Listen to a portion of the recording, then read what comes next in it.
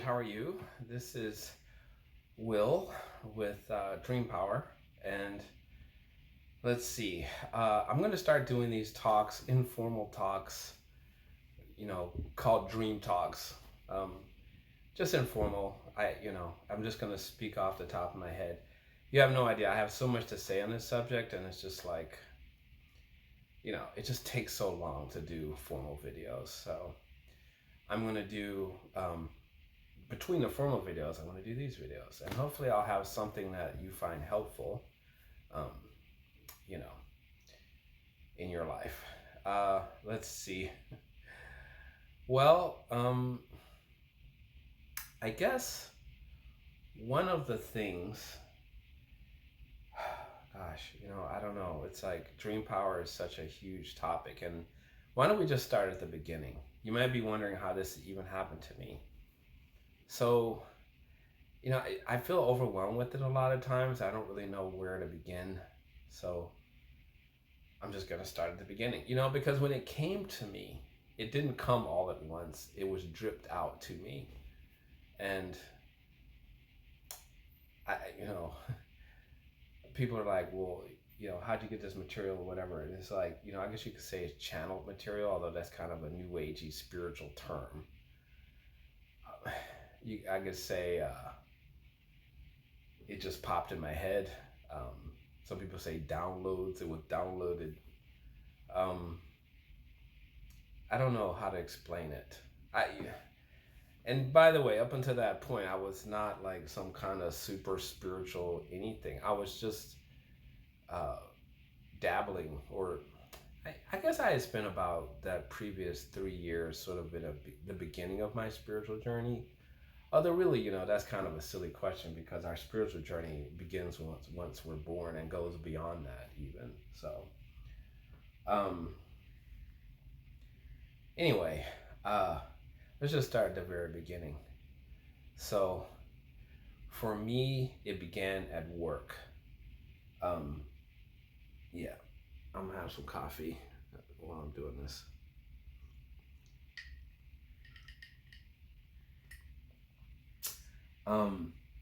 Yeah, for me, it began at work. And so let's just say I was a child of the Matrix. When I talk about the Matrix, I'm talking about this oppressive economic system we have. I don't mean we live in a computer simulation or any of that. It's an appropriate metaphor for this system that we're in. And so if I say a child of the Matrix or a Matrix puppy, I'm talking about someone that's completely asleep to what's going on, and they believe in the Matrix, manipulations and motivations and carrots that it holds in front of you. I grew up with that whole thing.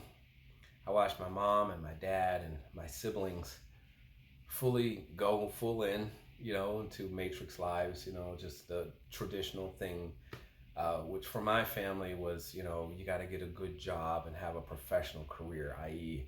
engineer, doctor, lawyer, teacher, something professional, something where you need a college degree. Because, for a lot of black people, back then especially, that was the only apparent way out of the oppression of racism.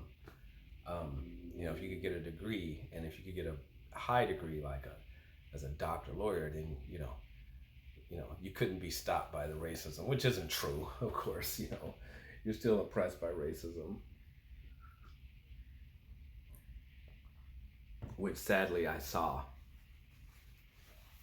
my mother and dad go through, but yeah. So anyway, I was indoctrinated with that.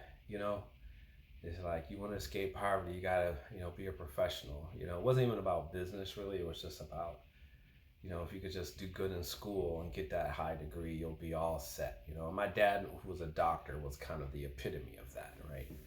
And he made a lot of money, which he just sort of squandered, honestly, and just lived some kind of crazy, what do you call it? Crazy lifestyle of debauchery. Unfortunately, that's another story. My dad, bless his soul. I guess. Anyway, back. I just need to give you that background. So for me, uh, I was indoctrinated with that idea at a young age. I went to some good high schools, a good middle school, and then I noticed I was getting attention. Like if I did good in school, I noticed all the adults would give me attention, right? So I thought, oh, okay, I guess I should do more of this. So I got in a really good high school. Um, the It was an engineering high school in Houston, Texas, and basically, I decided I wanted to go to MIT because that was the best engineering school. So I worked really hard to do that, and I got into MIT, and so at this point, it looks like I'm on the path. I'm on my way to this utopia, this professional utopia, and yeah, and this is an interesting time because it's like I've always been a really playful, creative, artistic person. That was not encouraged. I didn't know that's what it was, but I was always making stuff and building stuff. And so my sister, it's her fault. One day saw me. I had this giant train set in my garage, and I had built all this stuff. And she was like, "Oh, you should go into engineering." So I'm like, "Oh, okay." Yeah, she's like, "They make stuff, they build stuff." I'm like, "Oh, okay." So that's kind of what started the engineering thing, and but honestly, you know, starting with school, starting with high school, it's like all the joy and fun and play and creativity was just sucked out of me. It just all became about getting into a better school, getting a good job, making a lot of money. And we're just sort of taught this idea that like, we're going to suffer now and struggle, and then one day we're going to reach this like utopia of life with this money and prestige and whatever, and then we're going to be so happy. And so and each time you get to one mountain, there's a bigger mountain, and you think, well, and everyone says, oh, well, I know you struggle with that mountain, but look, there's a bigger mountain. If you could just get to the top of that one, there's what do they call that place, uh, Nirvana, or anyway, heaven, whatever. I forgot the Eastern term, but you're gonna get to that mountain, and there's heaven up there. Just struggle and suffer, and you get there. Um, so yeah, so I struggled through middle school to get to a good high school. Struggled through high school. My high school was rough. My high school was like college. It was basically the equivalent of like a junior college as far as. So I didn't really have a high school life. I just studied all the time, to achieve this goal of getting into MIT, right? And then I finally get to MIT, and I was really disappointed, honestly, because all the struggles I had gone through for high school. I'm thinking I'm finally gonna get away from all these people over here that are just treating me bad, because they did. I mean, it wasn't quite bullying, but it was close, and I'm gonna get to this utopia place, this intellectual heaven, and then I'll just be like, there'll be people that are like me and that understand me and get me. Only to get over there, and it was just another type of hell, right? And no heaven to be seen. I mean, sure, you get that ego thing of like, which I still get to this day. People are like, oh, you went to MIT. That's an impressive achievement. But it's like that does not fulfill you. Like, it's like, yeah, okay. It's like, now what? Now what do we do? Am I happy? And the bottom line is, I was not happy there. It's just, I went to the next mountain. Well, if you major in three, you get 3 degrees and go to grad school or whatever, then you'll be happy. It's like it's always delayed, right? And so I got there, and the misery just intensified. I mean, I was burnt out at that stage just from high school, just fighting to get there, only to get there. Now I got to fight with these other people, compete with them. And it was all a bunch of like super overachiever types. So, everyone's ultra competitive, and their parents have been pushing them to get there. And, I had to push myself to get there. No one pushed me to get there. Anyway, it kind of sucked because I get there only to discover I freaking hated it. Can you imagine? It's been 4 years of your life. Give up your high school, life, or whatever that was worth, and only to get to this place and realize that it's not for you. But you're stuck now because you invested so much time, money, energy, and your parents have, everyone has all these expectations. It's like, wow. Anyway, that's where the disillusionment began. And I struggled to try to find my place in that place. I never could. It's interesting because I was. So, by the way, I'm not going to go all into this too much because it's a long story. I wrote all of this up in a book that I wrote about manifestation. Everyone knows what that is now, so I can just say it. It's called Paint Your Life. And it's all about how I use manifestation techniques to not only get to MIT and beyond, to do a lot of stuff. And that's all in that book, which I'll be releasing soon. I have so much material to get out that I've decided to just have this membership thing. So on Patreon, if you're interested, the link's in the description. Basically, it's $9 a month. You get everything we make, as long as you're a member. Like, I feel that's a real simple solution instead of being like, buy this book, buy this course, buy this whatever. Support our Patreon. It's like you just $9 a month. You get everything we make, every book, every video course, anything. If you're a member, you get it all free. We're included. So check that out. Links in the description. But this book is, I have a rough draft. I'm working on it, and basically, it's my manifestation story, which, I'm trying to talk about manifestation techniques like visualization, the power of your thoughts, setting intentions, goals. And in the process of that, I ended up having to tell my life story. And I told this story, and it was cool. So it was interesting revisiting those moments, But yeah, all the way from high school till now, all that manifestation stuff you hear about is true. It works. There's caveats, of course. It's not perfect, it's not, it's all going to be in that book. It's called Paint Your Life. I will be putting, if you join the Patreon, I'm going to be putting rough drafts of the chapters as I do them. So you'll get early access to everything. There's several books in motion right now. So you'll get early access to all that, and you'll get access to the final book if you're interested. Yeah. If you go to the website, mydreampower.com, I will be putting like excerpts of chapters, but not as much as on the Patreon. So yeah, so what else? So I'm just going to skip all that to get to how I got to Dream Power. So suffice it to say, and like I said, if you want that story, just look on the Patreon. The book is Paint Your Life. Anyway, the point is that, I just continue to follow that trajectory of the traditional thing. So I ended up leaving MIT, getting into software development, which, back in high school, I loved computers from a fun creative perspective, like, creating games and just making fun things and programming computers. It was really a way of creating for me. It was a creative outlet. But in high school, I was making all kinds of stuff. I was making rockets and volcanoes and train sets and games. I was doing all kinds of stuff, craziness,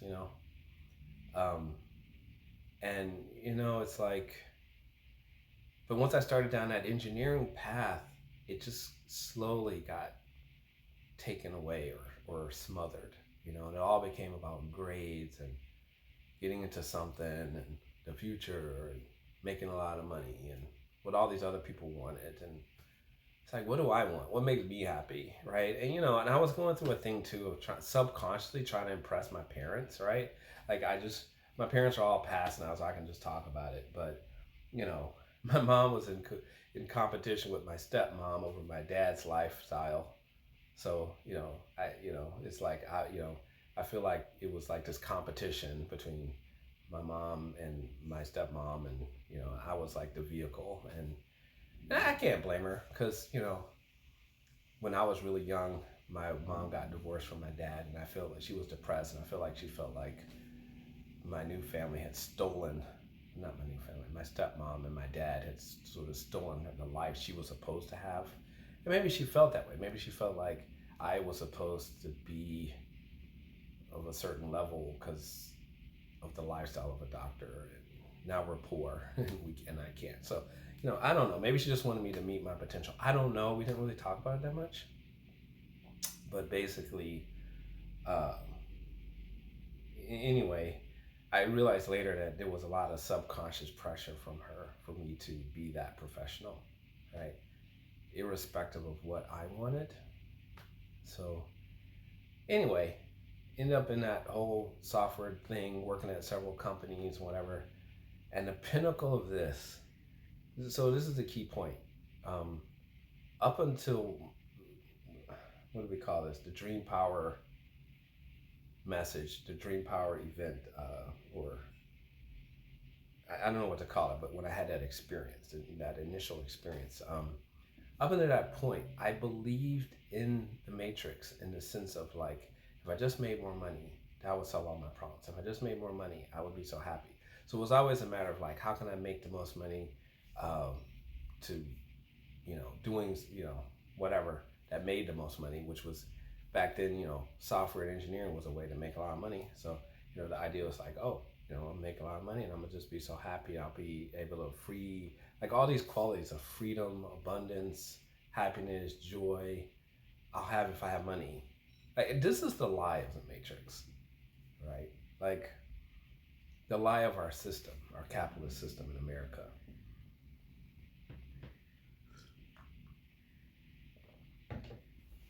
But by the time you realize that you're so freaking invested in it that it's too late.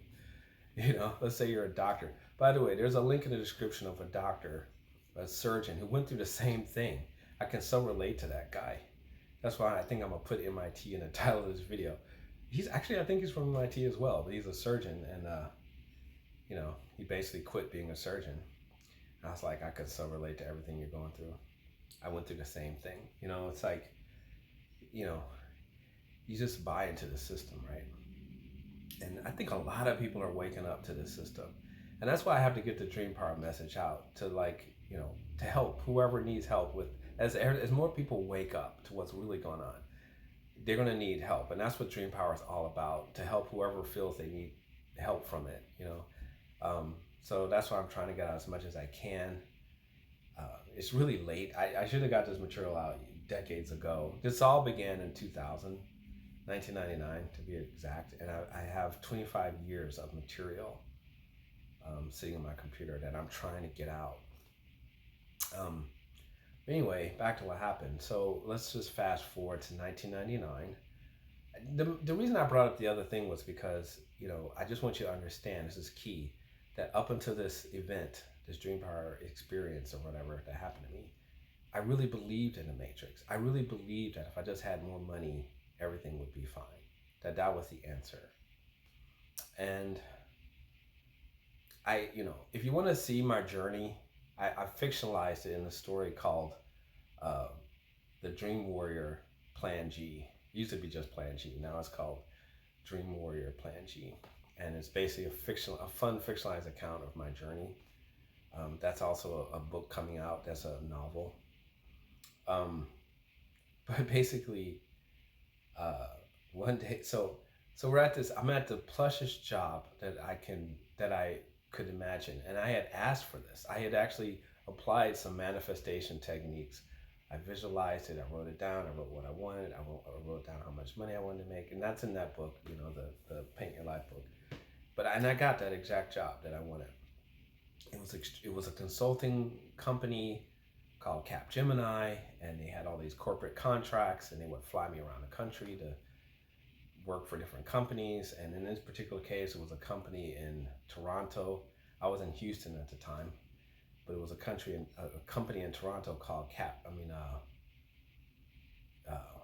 Net Delivery, that had a contract with the Canadian Postal Service to install this software to give all Canadian customers like email, which is ridiculous now because anyone can just sign up for Gmail. Like, it was just a scam. It was just a way to like capture a bunch of government money. Looking back on it, Anyway, I'm at this plush job. And when I say plush, I mean, I didn't really do anything. I was making a ton of money. I had my salary plus travel. And it was the one time in my life where I had one of the times where I had more money than I could think of to spend, and I didn't have to think about money. So this is an important lesson here. So on the surface, this looks great. It looks great. Like this is what everyone wants. Like I have it, right? Like I'm making a ton of money. I'm in this job that doesn't require a lot of work. I just show up every day. I was like a fireman. I didn't really have to do anything. It's kind of boring, really. We were just there on site in case there was a problem. There was never really a problem. So we're just sitting there twiddling our thumbs, making all this money. And, but that's what I had asked for in my manifestation thing. I said I wanted a cushy job because I was so sick of like other software jobs where you have to give your life literally to the company and you basically have to live there. And that's what I hated. I hated about, work for software companies and they just, you're supposed to just basically live there and have no life but working for them. And I didn't want that. So I said, I want this job to be cushy, and it was. And so basically, everything was going great. My family was there, my kids, my wife, everything was good on service. But then it got boring. And you get to this point with money sometimes where like, and you've heard this and it's true. And I didn't have millions of dollars, but for my level at the time, it just got to where you go to dinner, you go to fancy dinners, and after a while you're just like, okay, this is boring. Like I don't care how fancy the dinner is, this is boring and it doesn't taste good. Can we go to McDonald's? Like, you don't know how many times I ended up going to McDonald's after some fancy dinner that didn't satisfy me, and it's just empty. The first one or two times is cool because there's that gap, like you haven't had it, now you're having it, but then after you do it, you're just like, okay, this is boring. Like. And then the same for just other stuff like going to the movies or the stuff you spend money on, right? Going to a fancy hotel. It's just boring after a while. It's like, okay, another hotel. And but the kicker that happened was one day, because of politics, I had got pushed out into the hallway, and it was a door slamming. Every time someone comes in this door, it's slam, right? I've been kicked out of office, put in the hallway, and it was a problem.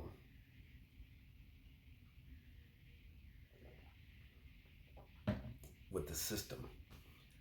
So these software developers would send these updates, and then we were on site, and we had to install it, make sure it's all working right, and be their eyes and ears. Anyway, whatever, the system was down, and everyone's yelling at me, and they're yelling at them, but we're the face of net delivery, so they're yelling at us. I had a partner guy, and I was bored, I was miserable, and I feel bad saying that because most people would be like, you're just a spoiled brat because you're making all this money, you should be grateful and thankful that you had the job. And I was, but I couldn't ignore the feeling, right? It's like, sure, it's just like school, right? Like, oh, well, you should be grateful that you got in this really great school and all. But I couldn't ignore the feeling in me of dissatisfaction, of not being happy. Like, and that's what the society says in my family, who are all children of the matrix, my extended family, like, you're all into the professional thing. It's like you just suck it up and just make the money, and that's good. You're lucky you're not like homeless on the street or whatever. Whatever the bad thing is, right? And sure, but it doesn't matter because I still had this bad feeling inside. Like, so everyone's like, just ignore that feeling, right?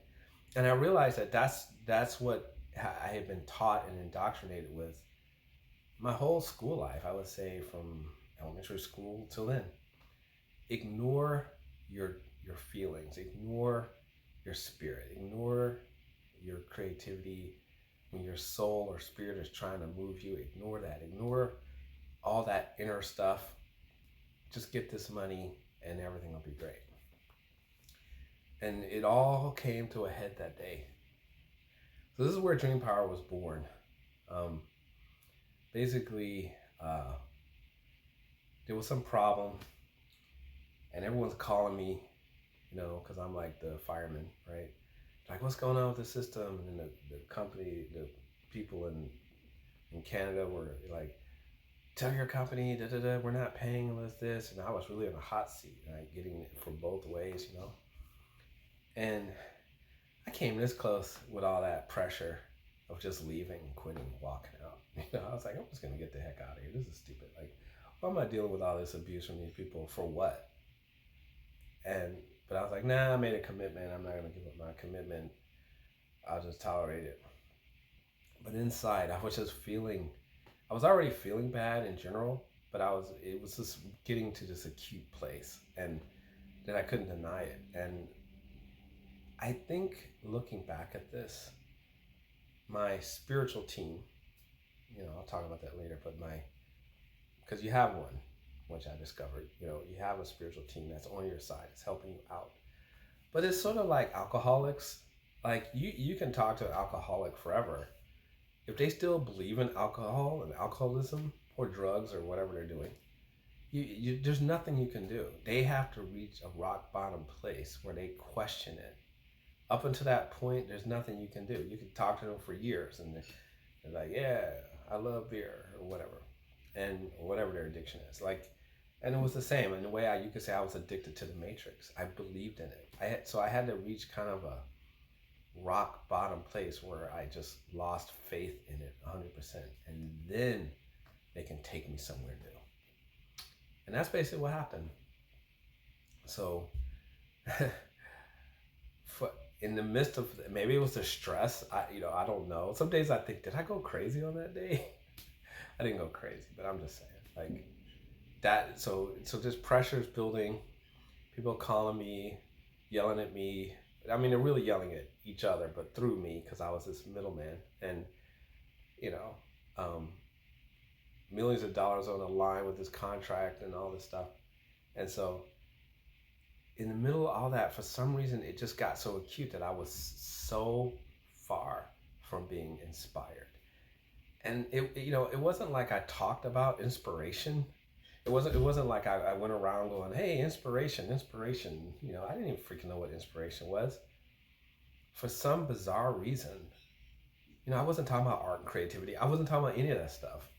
I was just making money and spending it and being hedonistic, in a light way, nothing serious, but just not having any sense of purpose or anything. You go to your job and you spend your money, right? And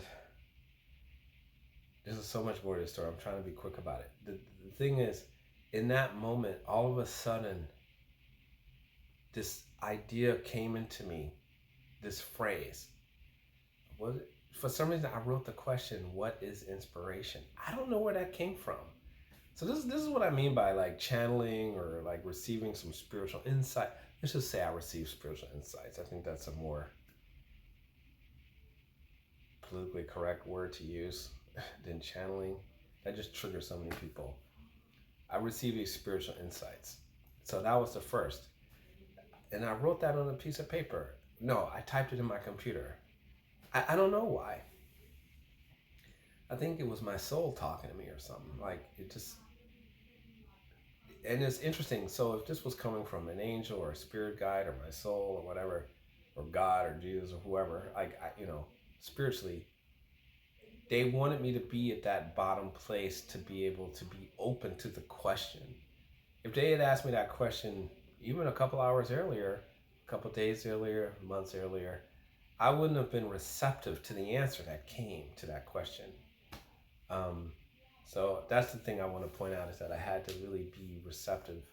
And to be receptive, I had to fall and hit rock bottom. So basically, I got an answer.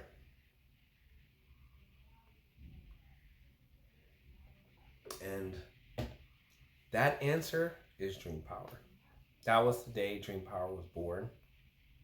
And understand, before this day, I had started doing some spiritual stuff a couple years earlier, but nothing serious. I did some prayer, meditation. I read some spiritual books. I went to some churches, trying to find something. I had a spiritual, I wouldn't call it awakening, but sort of, I had started my spiritual journey. No, that's not true. I did have a spiritual awakening a couple years earlier. But I had discovered spiritual stuff, and I'm just kind of like, what is it? But I had no answers really. I was still definitely on a journey. So it wasn't like before this happened, I was all into art and creativity and inspiration or anything like that. Like, And that gets me wondering sometimes. I'm gonna get back to that. About teaching this or sharing it and who can receive it, because I think about myself and like, okay, if I had tried to talk to me about dream power before that moment, would I have even been receptive to it? Probably not. I mean, I might have listened, but I wouldn't have really received it. You know what I mean? So anyway, let me tell you what happened. So basically, I got an answer. So first thing that happened is I wrote the question, "What is inspiration?"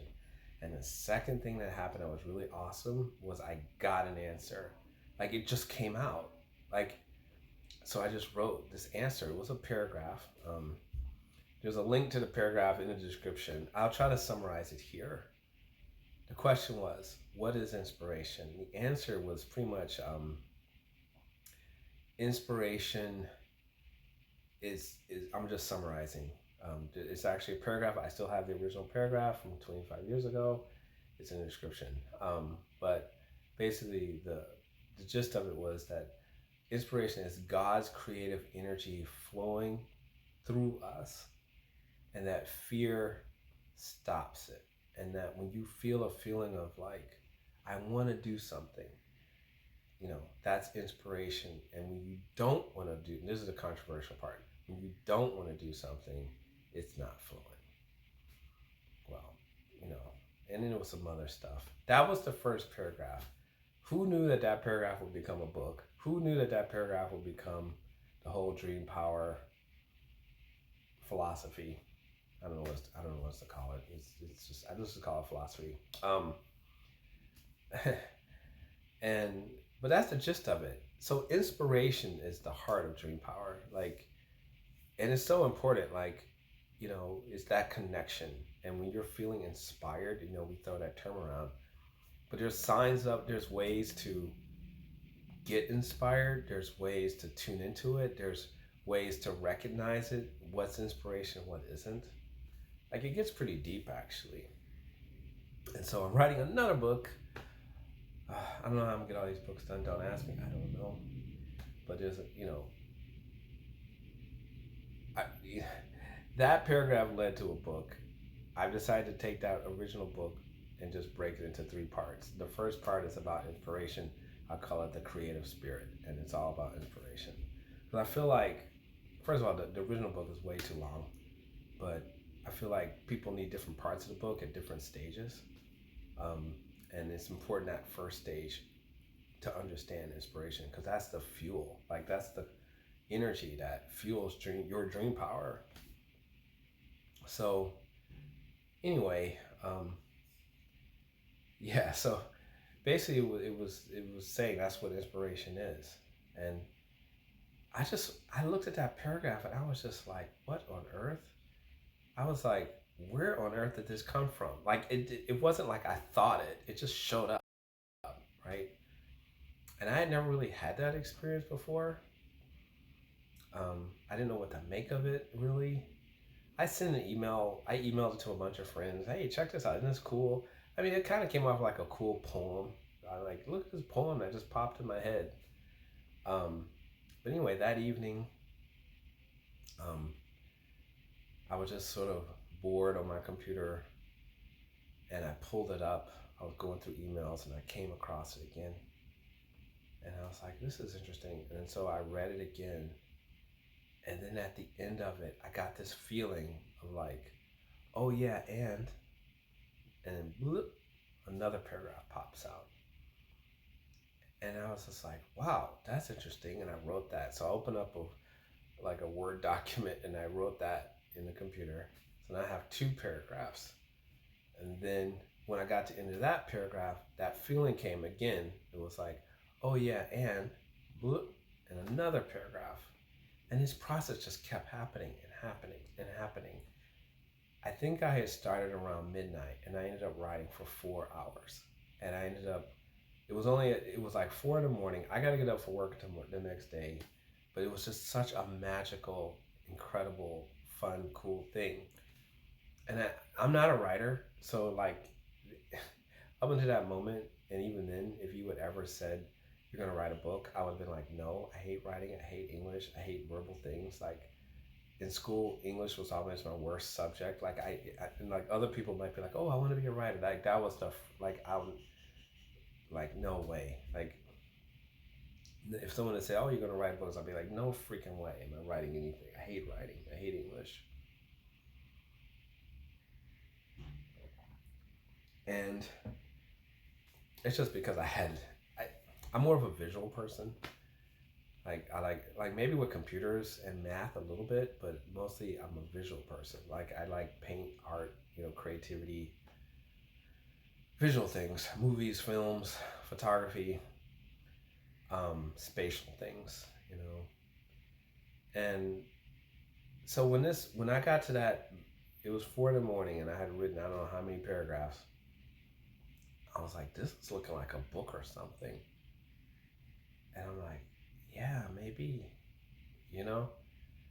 And so that's when I started to think there's something going on. Like anyway, if you want to hear what happened, it's all in the movie in the book Dream Warrior Plan G, and that's where I talk about this whole journey. It's pretty funny, I feel, and I fictionalized it, made it more entertaining. But a lot of that happened to me in that book.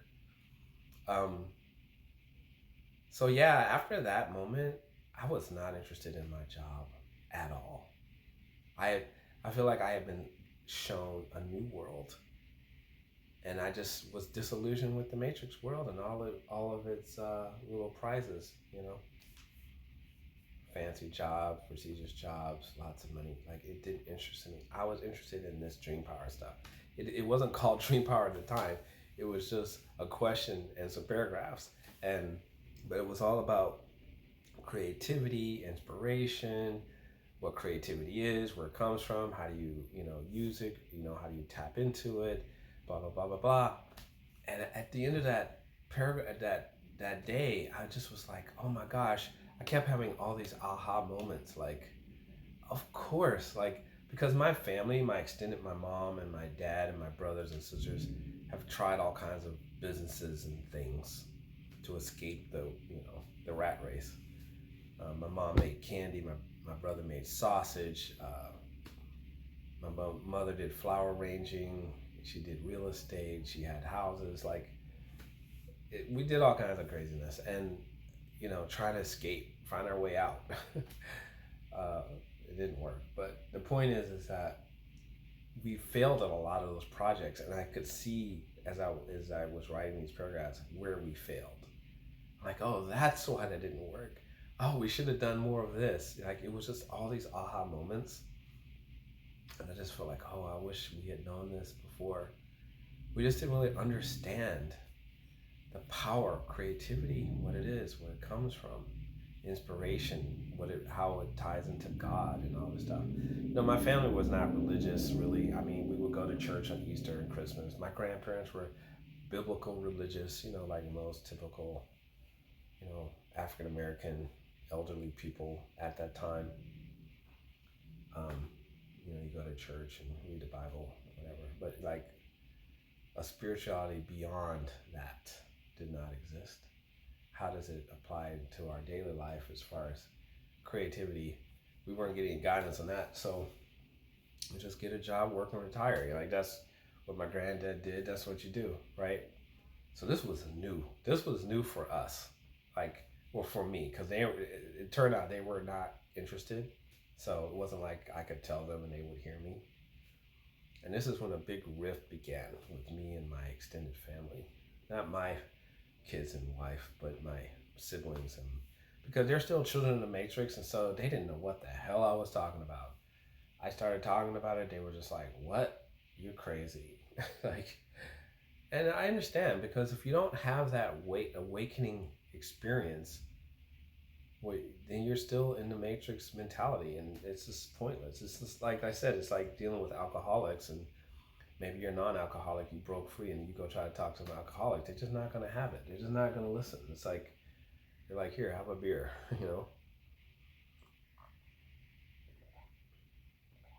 So basically,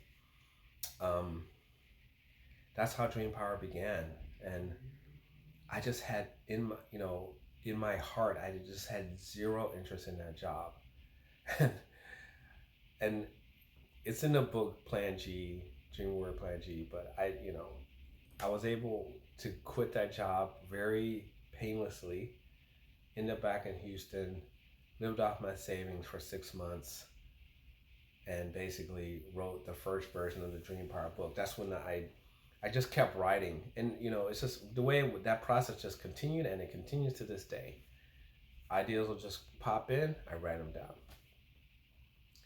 Insights, you could call them, and that's basically my writing process. Like, I am not a writer. Like, I'm not like sitting down like, okay, how am I gonna say this? What's the best way to say it? Like, it just comes and I write it. I mean, there is some editing. I will edit a little bit, but and now thank God there's AI. It makes that process so much easier. But I'm gonna be getting all these books out in the next couple months.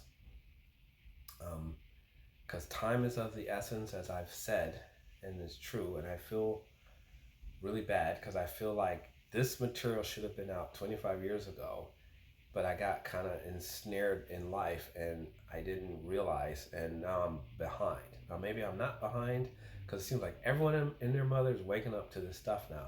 Everyone in their mother talking about passion and purpose, and everyone's questioning the system. Like, the system seems to be crumbling. Like, I feel like, yeah, like other people are saying what I'm saying.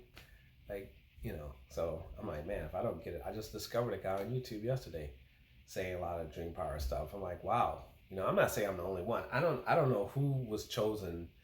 I'm sure there's other people, but my thing that's unique about my Dream Power message that I don't hear a lot of people saying, and I don't care if they say it or not, I'm just saying, is the connection between passion and purpose. Like that, you don't hear a lot about that.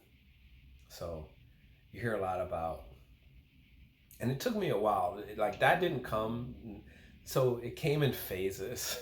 Like, they drip fed me, and it came in phases. And I don't really know who they is yet. Like, I just call them my spiritual team. I maybe it's my spirit guides, maybe it's my soul, maybe it's God, maybe it's Jesus, maybe it's some angels. I don't know. But the point is that, what was I saying? It came in phases, and it turns out the whole Dream Power process is phases. There's four really. Let's just say, keep it simple, 3 parts. Awakening, like I did that day. That was my awakening. When you wake up to, like, there's something more than the matrix, and maybe there's something for me to do on that. I have a purpose. You probably wouldn't think of it that way. You'd just be like, there's more to life. There's something else more than this. Like, that's the awakening, right? And that leads into discovery. That's when you go on a discovery journey to discover what it is. What is it that I'm supposed to do? What is it that I care about? What's my purpose? That has 2 parts, passion and purpose. You need to discover your passion and your purpose. Sometimes I break that into 2, but let's just leave it in 1. And I call that phase discovery. And then let's say you discover it. Let's say you discover what you love to do, which is your passion. It's real simple at the root. Your passion is what you love to do. People make this so complicated. Like, oh, what's my purpose? Oh, what am I passionate about? I don't know. But really, and I didn't know that in the beginning. I had to go through a whole journey, many years to get to that. Once you discover a thing, you're like, oh, it's easy. But you didn't know it was easy in the beginning, right? But I can just help you. I can just tell you now. It's easy. It's your passion is what you love to do. It's simple. Don't make it complicated. That's what it is. Period. Regardless of your judgment. Because, maybe you love to do something like that doesn't make any sense. Like, and maybe you're a plumber, and then you're like, yeah, but I love skateboarding. What? It doesn't matter. You just listen. Acknowledge it. What do you love to do? That's your passion. And that's important for reasons I'll say later. I'm not going to redo all of Dream Power in this video. It's tempting. And then purpose is what you care about in the world. And it's a problem. It's a problem in the world that you care about. People mix that crap up all the time. They're like, oh, my purpose is to cook, or my purpose is to go surfing. I love to surf, so that's my purpose. Nope, that's not correct. You think of me like a dream scientist, and I've like broken it down, right? Like the passion is the tool to do the purpose. So you're here to solve a problem. The Matrix will have you think that we're just here to live and consume and make money. And oh, but I should be passionate about cooking and open a cafe. Great. Now we're making money, but we're passionate, and you know, like that's it. Like they love that crap because it fuels their machine. Like now you're just fueling their machine in a passionate way. No. So as dream warriors, we're here to help heal this planet. Like that, it's a deep thing. Like it's important, and it's not some frivolous stuff that the Matrix media machine would have you think. Their thing is to make you think that this purpose stuff is like just some whatever, and to mix you up, right? And it took me a long time to discover all this, like to see it. So I know I might sound out there sometimes when I talk about it because I can't explain everything how I got to that place, but it's true.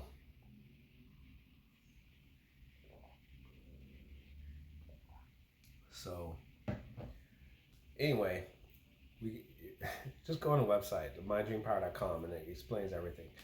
Purpose is what you care about. That's the important part. This problem you're here to heal. Think about it this way. I believe this, and they say that before we're born, we look on Earth and we plan our lives. I say, you know what? I'm gonna go to Earth and I'm gonna do this. I'm gonna be born to these parents. I'm gonna do this, do that. In this time, there's so many problems. The society is terminal. So you probably were like, oh wow, I'm gonna go and I'm gonna heal. Look at all the problems down there. I'm gonna go and I'm gonna help. Look how bad people are eating. I'm gonna help people eat healthy. So I'm gonna go and I'm gonna do all this stuff. Like, it's related to that. So that's why it's so important. You don't want to die and end up back in heaven and be like, oh, I didn't do my purpose. I didn't actually heal the problem. I actually was born to heal. That would suck, right? And I'm sure that does happen. So it's a deep thing. It's not a superficial thing just to make money just for the Matrix, just so you can like be happier as you make money for the Matrix and not actually do anything that makes any real absolute difference. And I'm not saying people that do jobs aren't making a difference in their way, but I'm talking about healing these deeper problems that are in our society. And I don't know what that is for you. Like that's something everyone has to discover for themselves. All I can do is kind of try to point you in the right direction. And I had dreams about that. That's how I know. That's what I'm supposed to do. That's why I know what my purpose is. My purpose, like this dream power is my purpose. Yeah. So, what was I trying to say? So basically, the third stage is living it. So let's say you discover your passion purpose. I know what I want to do. I know my passion, how I'm going to do it. Because the passion is really the tool to implement the purpose. And then let's say, so then it's like live it. How do I live this in the world? How do I do this in the world? So that's the third stage, probably the most difficult, which is how to live it in the world. And I've been struggling with that for 25 years. I ain't got all the answers. I'm still figuring it out right now as we speak. But I've done a lot of stuff. I've tried a lot of things. So I can at least tell you what not to do. I'm still trying to figure it out. And that's a whole nother video. But yeah. Anyway, that's how Dream Power was born. Like I said, if the book Dream Warrior Plan G is where I fictionalized that whole story. Yeah, you know how that happened. But yeah, so I just want to do this talk. I think that's enough. I think I've been blabbing enough. So anyway, suffice to say, I ended up quitting that job. Ended up in Houston, back in Houston, lived out my savings. Dream Power was born. I started just writing. I gave seminars, classes. I did a newsletter. I started selling books and stuff. yeah, and but then I ran into all kinds of other problems. So, but the point is that that's where it was born, and my life went down this other path. So yeah, it's been an interesting journey. It's all very interesting nowadays. But if you have any questions about any of this, um, either about my story directly or about what you're going through and what you need help with, or how, if you have a question that maybe I can help with, just put it in the comments and I'll try my best. Um, if you're even interested in watching this, it shows you're at least at the awakening stage, because someone who's not awakened will not be interested in anything I'm saying. They'll be like, what nonsense is he talking about? That's so funny. But I'm not here to help them. I'm here to help the people who are awakening to their dream power. So it doesn't really matter. So yeah, so let me know. And that's it. And I will talk to you soon.